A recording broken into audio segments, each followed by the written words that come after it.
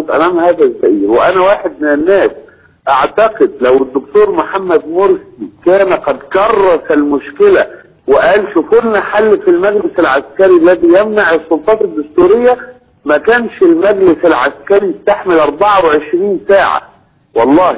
فهو سينجح، ولكن بقدر ما يجعل انه يتحرك ومعه الشعب. انما اذا غلبته الحكمه والتريث وتوازنات الغرف المغلقه والاتفاقات الداخليه والكلام ده، وبدأ الاتفاقات تحدث، فلا شك انه لا، هيبقى من الصعب. والمجلس العسكري هو اللي بكره وهتشوف مش هيفضل ولا مرسي ولا برلمان ولا دوله مدنيه خالص.